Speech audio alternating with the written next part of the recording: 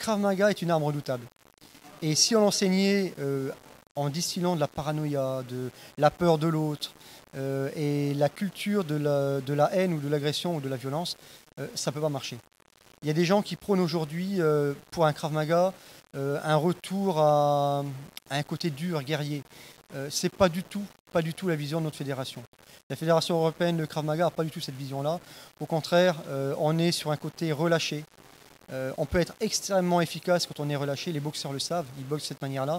Et nous, en Krav Maga, on travaille de cette même manière. On n'est pas du tout sur l'optique agressive. Beaucoup de fédérations misent sur le côté agressif. C'est pas du tout notre côté. C'est pas du tout notre vision des choses. Et c'est ce qui fait que, oui, effectivement, on enseigne une discipline redoutable, mais on le fait en s'amusant, de manière ludique. On dédramatise la situation. Oui, on m'agresse au couteau. Ok, qu'est-ce que je peux faire? Ah tiens, je peux faire ça. Et si j'arrive pas, je peux aussi m'enfuir. Ça marche bien. Et voilà comment on peut réussir à progresser tout en s'amusant dans nos disciplines.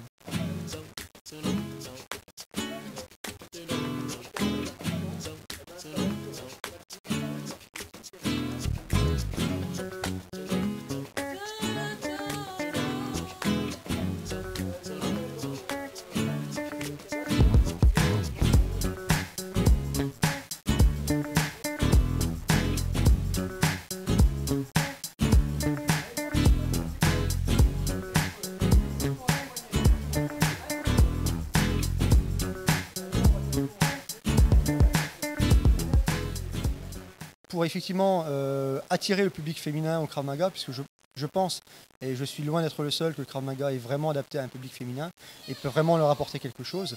On a mis un plan en 3 axes. Le premier axe, c'est une offre préférentielle pour les 10 premières recrues féminines, sur lequel on accorde une remise qui est conséquente, puisqu'on parle quand même de 50 € sur une cotisation annuelle. Ensuite, là c'est tout nouveau, c'est tout frais, un partenariat avec l'association de Thionville, Le Passage, et 2 autres associations qui travaillent également avec eux. Alors j'ai retenu le nom d'Émergence, mais comme c'est tout nouveau, je t'avouerai que là, j'ai pas le nom de la 3e. Je l'ai pris de m'en excuser. Mais effectivement, là le but c'est de faire sortir les gens de leur quartier et leur montrer qu'il y a autre chose au-delà que leur quartier. Et également que Krav Maga puisse jouer son rôle de social, tout simplement. Puisque le sport a un réel rôle social dans l'éducation et permettre aux gens d'évoluer et d'apprendre de nouvelles choses. Le dernier axe, effectivement, c'est le stage spécial féminin. J'ai été contacté par Decathlon en fin de cette saison pour pouvoir organiser un stage spécial féminin Decathlon dans lequel ils font découvrir des disciplines. Et là, la discipline découverte sera le Krav Maga.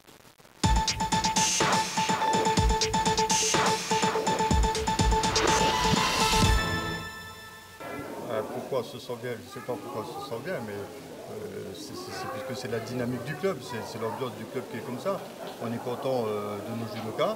Au début de saison, on en a parlé, mais c'est une continuité de toutes les années précédentes. On en a parlé au début de saison, c'était simplement un rappel. Notre priorité, c'est le bien-être du judoka.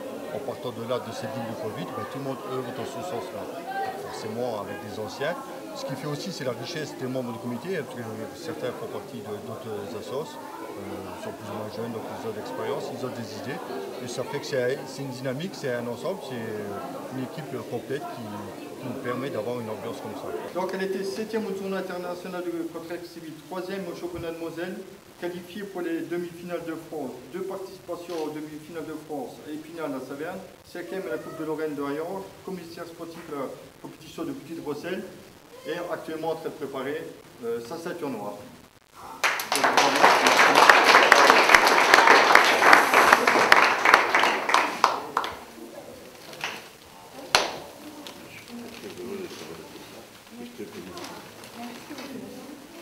Donc elle était 2e au Grand Prix de Saint-Avold, 5e au Grand Prix de Château-Salins, participation au Grand Prix d'Hayange, 7e au Critérium régional de Lorraine, à Thionville, et jeune arbitre pour la compétition de Petite Rosselle.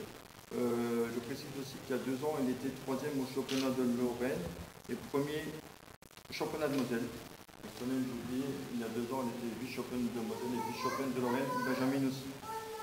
Donc, bravo!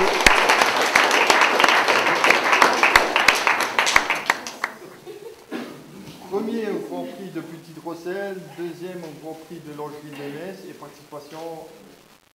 Pourquoi on n'a pas le dernier? On ne fait pas le dernier. Participation à Rouvroy-les-Beach. Et il a été donc au championnat de Lorraine à Pont-à-Mousson où il a fait une belle participation, où il a été blessé. Donc bravo Louis, bravo. Il faut savoir que c'est la première année aussi. Donc lui il est arrivé 3e au Grand Prix de Petite Rosselle, 2e au Grand Prix de Longeville-les-Metz, 2e au Grand Prix de Rouen-Beach, 5e au championnat de Lorraine de Pont-à-Mousson. Bravo. 1er au Grand Prix de Petite Rosselle, 2e au Grand Prix de Longeville-les-Metz, 3e au Grand Prix de Rouen-Beach et 3e au championnat de Lorraine. Alors, 6 mois déjà là.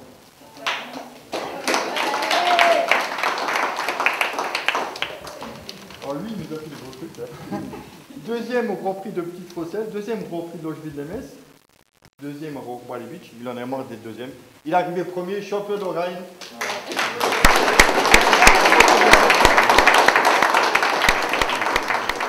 Donc, pour pouvoir continuer, malgré l'importance des effectifs, on est obligé de faire quelque chose. Donc les idées sont venues, bon, en regardant sur les autres clubs, avec des réunions et tout. Et le fait d'avoir mis des idées comme ça, d'avoir créé ces commissions, ça a permis aux gens, aux membres du comité, de se trouver une place, quoi, un rôle à jouer qui joue très très bien, ça a très bien marché. Et c'est ce qui nous a permis d'organiser autant de choses, autant de manifestations. Sans ces commissions, je pense que ça aurait été peut-être 2-3 personnes qui se seraient usées et qui auraient peut-être un moment ou un autre arrêté. Et c'est pas le but, quoi, parce que c'est tout un collectif. Chacun travaille un petit peu, chacun ramène un petit peu, et chacun est content, et ça donne envie de recommencer et de continuer l'année d'après. Je pense que c'est ça le travail collectif.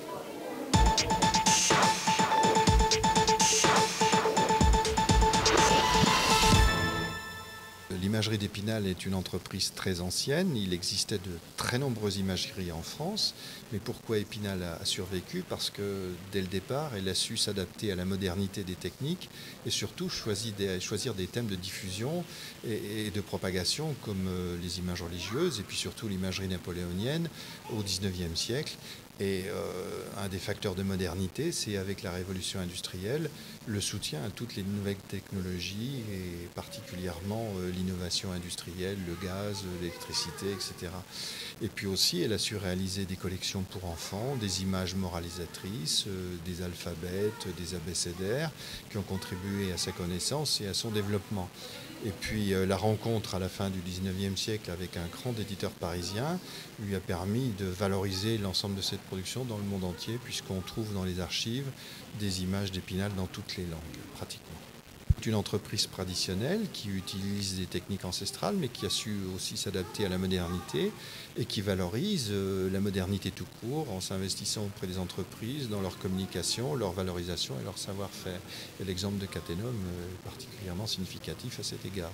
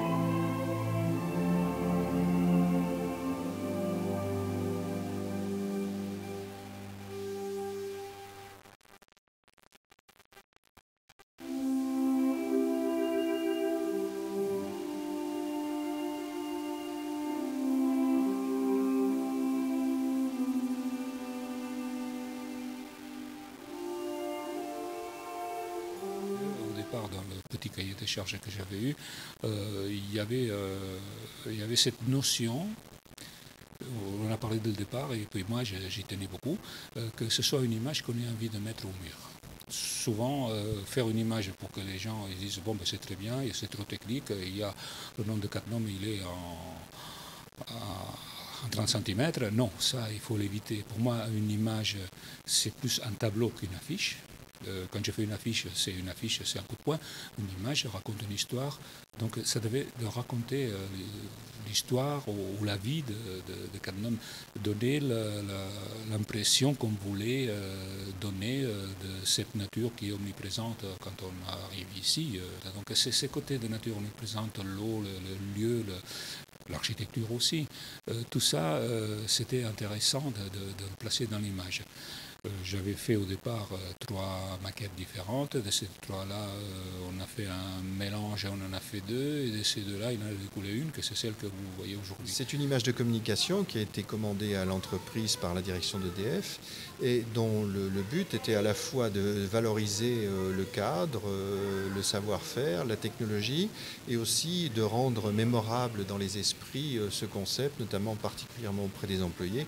Et je sais que cette image est offerte systématiquement aux invités, aux étrangers qui visitent le site, mais aussi et surtout aux salariés de l'entreprise lorsqu'ils partent en retraite. C'est le plus beau souvenir qu'on puisse imaginer.